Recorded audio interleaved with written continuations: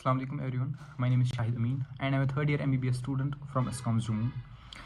This video is going to be an experiment every MBBS doctor, I can say an MBBS student, once in a life wants to do. So the experiment is, if me, Shahid Amin, a third year MBBS student, gets a chance to be a NEET aspirant again, what will be my strategy? What will be my plan to crack this NEET exam or to be a topper in the NEET exam? I have tried to divide this video in certain parts. The first one, start early but smartly. What does this mean? क्या मतलब है इसका कि आपको early start करना है? ये तो आया समझ। स्मार्टली का क्या मतलब है? स्मार्टली का ये मतलब है कि जितना हो सके उतना आप अपनी प्रिपरेशन अर्ली स्टार्ट करो and don't rely on the fancy materials. Fancy materials जो होती है, बड़े बड़े रेफरेंस बुक्स जो होते हैं, उन पे फोकस नहीं करना है। आपका मेन फोकस जो होना चाहिए दैट इज़ एनसीईआरटी। वो क्या होना चाहिए? एनसीईआरटी, क्योंकि एनसीईआरटी इक्वल टू नीट। 99% जो क्वेश्चंस नीट में आते हैं वो डायरेक्टली होते हैं from the lines of the NCERT. So you have to focus more, I can say you have to focus only and only on the NCERT from the day one. So start early but smartly, that is focus on NCERT.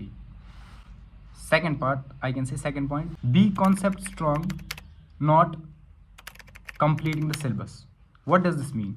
अपने concept को strong बनाने की ओर focus ज़्यादा होना चाहिए as compare to आप क्या सोचोगे कि मेरा सिलेबस कंप्लीट होना चाहिए. Don't rely on completing the syllabus, focus more on clearing your basics, make your basics rock solid, make your concept strong.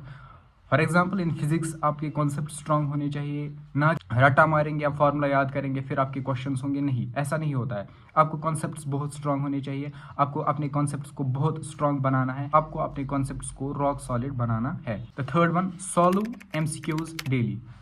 What does this mean? आपको क्या करना है? आपको एक हैबिट बनाना है. कौन सा हैबिट बनाना है? एमसीक्यूज को सॉल्व करने का एक हैबिट होना चाहिए फ्रॉम द डे वन. क्योंकि जो नीट एग्जाम होता है एमसीक्यू बेस्ड एक टेस्ट होता है, आपकी एक एबिलिटी को चेक करता है कि आप एक एमसीक्यू को विद इन अ मिनट और with in half a minute कैसे सॉल्व कर सकते हो. और हर कोई एमसीक्यू जो नीट में होता है वो इस तरीके से प्रिपेयर किया जाता है, उसको मोर देन अ मिनट और मोर देन 30 सेकेंड्स नहीं लगते हैं. So you have to make habit कि आपको एक हैबिट होना चाहिए कि आप at least from the day one try to solve 30 MCQs daily. Fourth one, have a weekly revision plan. Most of the students क्या करते हैं? वो क्या करते हैं कि मेरा सिलेबस कंप्लीट होगा लास्ट के 2 मंथ्स या लास्ट के 3 मंथ्स में, मैं अच्छे से रिवाइज करूंगा अपने कॉन्सेप्ट्स को, या अच्छे से अपने जो भी मैंने पढ़ा है पूरे साल वो मैं लास्ट के 2 मंथ्स में रिवाइज करूंगा. ऐसा नहीं होना चाहिए. बेस्ट स्ट्रेटजी इज़ कि आप वीकली रिविजन प्लान बनाओ. आपका जो भी कंप्लीट होगा एक हफ्ते में जो भी कंप्लीट होगा आपका, संडे को या सैटरडे को उसका रिविजन करो. ईच संडे और I can say every Sunday आपका एक रिवीजन होना चाहिए जो भी आपने एक हफ्ते में पढ़ा होगा. So make a weekly revision plan. I would stop comparing myself to toppers. Every student is built different. अपने आप को दूसरों के साथ कंपेयर करना छोड़ो, खाली खुद पे फोकस करो. कहते हैं जिस चीज़ पे दुनिया में हम फोकस करते हैं खाली वो चीज़ ग्रो होती है. So if we focus on toppers वो ग्रो होंगे. If we focus on ourselves, or I can say if I focus on myself I will grow or we will grow. So try to focus on your mistakes, try to rectify your mistakes, try to focus on yourself. Use tests as learning tools, not judgment days. What does it mean? इसका क्या मतलब है?